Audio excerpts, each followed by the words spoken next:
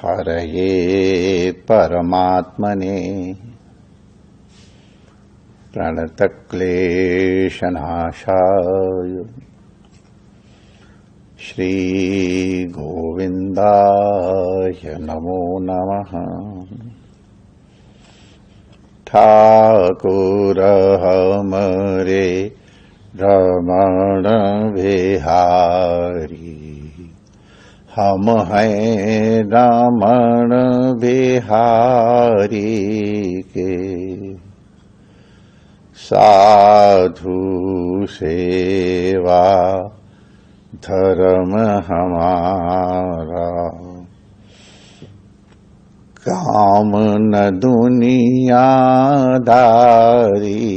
से। कोई भला कहो चाहे बुरा कहो, हम हो चुके रमण बिहारी के। हम हो चुके यमुना मैया के। हम हो चुके सद्गुरु प्यारे के। हम हो चुके रमण बिहारी के। श्री रमण बिहारी लाल की जय। श्री यमुना महारानी की जय। पूज्य सद्गुरुदेव भगवान की जय। सर्व संत हरिभक्तन की जय। आज के आनंद की जय। जय जय श्री राधे श्याम।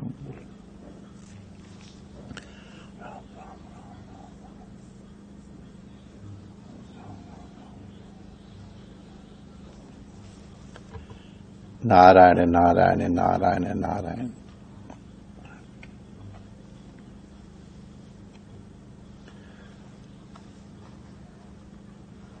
समय की गणना सभी कार्यों की सफलता में आवश्यक होती है। जैसे चंद्रमा के लिए यान कब भेजना है, तो इसकी बड़ी सूक्ष्म गणना की जाती है। चंद्रमा किस समय निकट होगा, यहां भारत पृथ्वी की स्थिति क्या होगी, बहुत सी चीजों को ध्यान में रख के एक निर्धारित क्षण में विस्फोट किया जाता है और तब समय के अनुरूप ही यान विशेष चंद्रमा पर पहुंचता है, आदि आदि। ठीक समय पर बोई गई फसल उत्तम होती है। ठीक समय पर दी गई औषधि फलवती होती है। भारतीय परंपरा में, आर्ष परंपरा में हर कार्य के लिए मुहूर्त निश्चित किया जाता है। मुहूर्त में घड़ी में योग देखा जाता है, कर्ण देखा जाता है, तिथि देखी जाती है, लग्न देखी जाती है। प्रत्येक कार्य के पूर्व में जब हम संकल्प करते हैं तो काल का भी गान करते हैं। मासोत्तमे पुण्ये पवित्रे अमुक मासे अमुक पक्षे अमुक तिथौ अमुक वासरे। तो इन सब चीजों की गणना आवश्यक मानी गई है कार्य की सफलता के लिए। मास की गणना भी बहुत आवश्यक है कि हम इन सब के हेतु हैं जिनकी अभी हम विशेष चर्चा नहीं कर रहे हैं कि किस लिए मास और इत्यादि का नाम उल्लेख किया जाता है। तो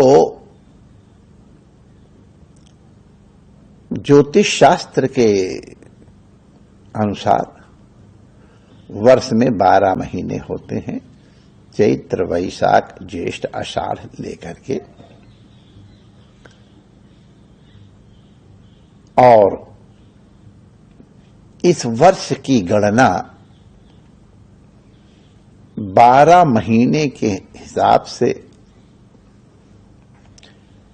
विभाजित की जाती है। ये मासों की या महीनों की गणना सूर्य की संक्रांति से अथवा चंद्रमा के पक्ष परिवर्तन से निर्धारित की जाती है। जहां सौर मास चलता है तो वहां जैसे वैशाख की संक्रांति होगी, ज्येष्ठ की संक्रांति होगी, तो वहां तब ज्येष्ठ महीना चालू हो जाएगा, वैशाख महीना चालू हो जाएगा। तो सूर्य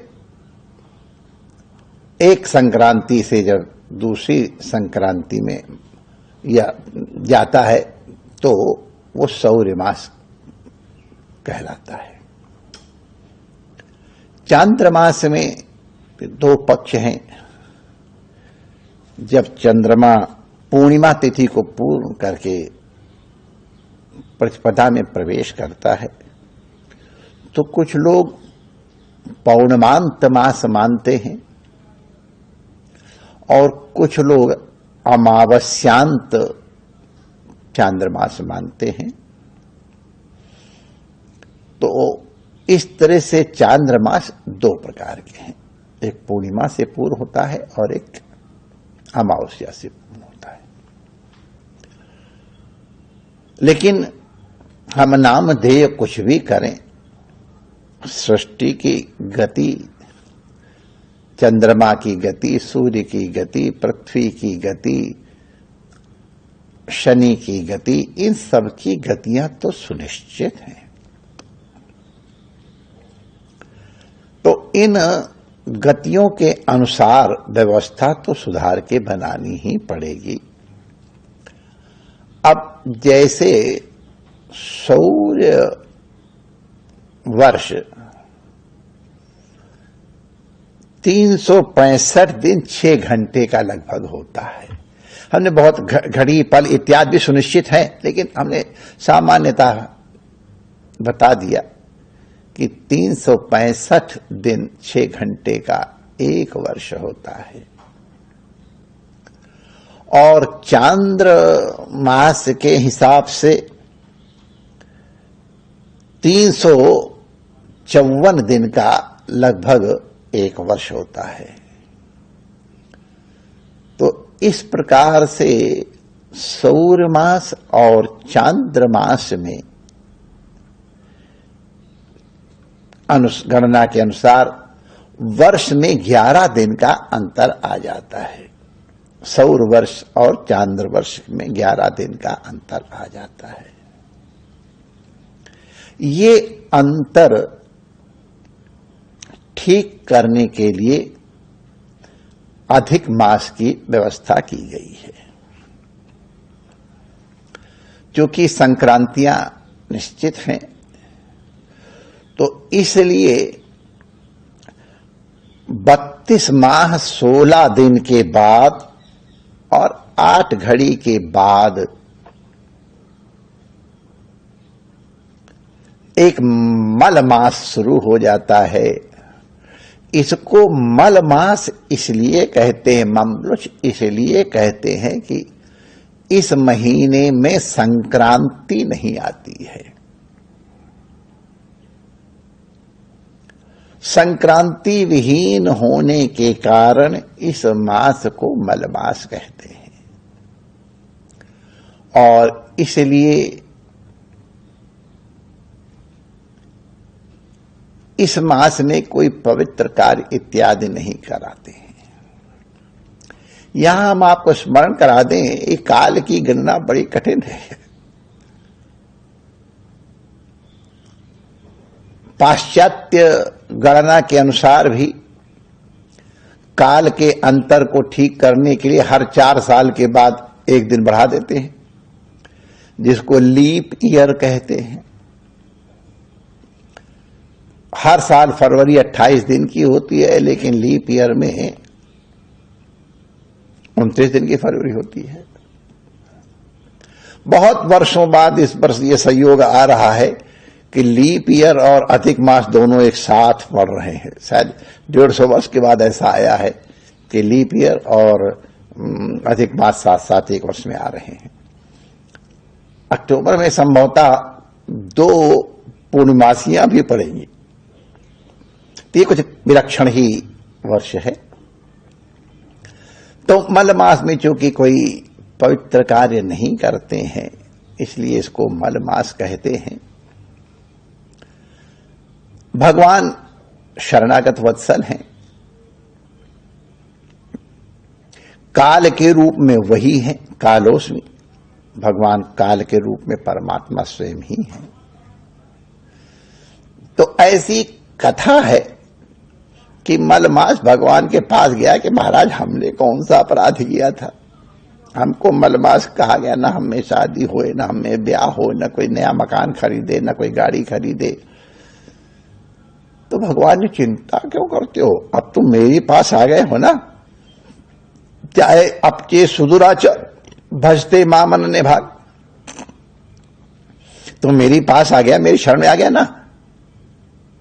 यहां हम आपको स्मरण करा दें कि 12 महीनों के एक एक अधिदेवता भी होते हैं। अधिक मास का या मल मास का कोई अधिदेवता नहीं होता है, इसलिए भी इसको मल मास कहते हैं। तो भगवान विष्णु का तो चिंता क्यों करते हो, अरे तो मेरे पास आ गया, मैं पुरुषोत्तम हूं, मैं अपना नाम तेरे संग जोड़ देता हूं, मैं तेरा अधिदेवता बन जाता हूं। और तब से मल मास को या अधिक मास को पुरुषोत्तम मास कहने लग गए भगवान। अब भगवान के साथ जुड़ गया तो उसकी महिमा जुड़ गई। कोई भी चीज भगवान के साथ जुड़ जाए तो बड़ा मंगलमयी हो जाती है। मलमास में भगवान ने कहा मेरे लिए जो भी कार्य किए जाएंगे वो बहुत गुना फलदायी हो जाएंगे। यहां और एक स्मरण करा दें, पौराणिक घटना है, ये संतों के मुख से सुना है और वो प्रमाण होते हैं कल्पभेद से, वो सब यथार्थ है कि हिरण्यकश्यप ने ब्रह्मा जी से अमर होने का वरदान मांगा तो ब्रह्मा जी ने कहा हमारे पास सामर्थ्य तो नहीं है। तो उसने कहा अच्छा ऐसा करो, आप ये वरदान दे दो कि आपकी सृष्टि में मैं न मरूं, न मैं दिन में मरूं न रात में मरूं, न अस्त्र से मरूं न शस्त्र से मरूं, न घर में मरूं न बाहर मरूं, आपके बनाए हुए 12 महीनों में न मरूं। तो ये सब उसने शर्त लगाई, सोचा कि मैं अमर हो जाऊंगा, और ब्रह्मा जी ने वरदान दे दिया। और उसने फिर जो अत्याचार किए हैं, क्योंकि लोग धर्म के भय से ही भोग इत्यादि के ऊपर अपना नियंत्रण रखते हैं। हिरण्यकश्यप माने होता है कि जो जिसका सोने का पलंग हो, सोने का पलंग माने अति विलासी, अति संचय करके अति विलासी पुरुष को हिरण्यकश्यप कहते हैं। मरने का भय दूर हो गया तो जहां से भी जिस प्रकार से भी धन संचय हो वो करना और विलास करना। भगवान को ये अनुकूल नहीं है। भगवान को प्रहलाद के माध्यम से उसकी प्रार्थना पर हिरण्यकशिपु का कल्याण करना हुआ, तो वो इस अधिक मास में हुआ था। बाकी कथा तो आप जानते कि 12 महीनों में नहीं है। देहली पे मारा, न बाहर न अंदर। दिन में नहीं, रात को नहीं, संध्या का न अस्त्र से न शस्त्र से नाखूनों से, ये सब बातें हैं। तो कई लोग कहते हैं कि ये उसकी सदगति इस अधिक मास में हुई। तो ये पुरुषोत्तम मास है, इसमें भजन करने का बड़ा महत्व है, दान करने का बहुत महत्व है, ध्यान करने का बहुत महत्व है, अपने में संयम करने का बहुत महत्व है। क्योंकि पुरुषोत्तम के साथ जुड़ गया, पुरुषोत्तम का नाम अनंत भी है। तो अनंत के निमित्त से अनंत के मास में जो पुण्य कर्म किए जाएंगे वो अनंत हो जाएंगे, और निश्चित रूप से श्रवण करने वाले सावधान होंगे, पाप भी इसी तरह से बढ़ जाएंगे। तो पापों से बचने का प्रयास करें, सत्कर्म करने की चेष्टा करें। पुरुषोत्तम मास में कोई कथा कर रहे हैं, कोई कर रहे हैं। हमारे पूज्य गीता मनीषी जी तो पुरुषोत्तम मास में 15वां अध्याय उसका नाम है पुरुषोत्तम योग है, तो उसके विषय में बड़ी अनुग्रह कर रहे हैं। तो इसी प्रकार ये सब सत्कर्म होने चाहिए। पुरुषोत्तम को समर्पण करके यद करोसि यदश्नासि यज्जुहोसि ददासि यद तपस्यस कौन्तेय तत्कुरुस्व पुरुषोत्तम समर्पणम।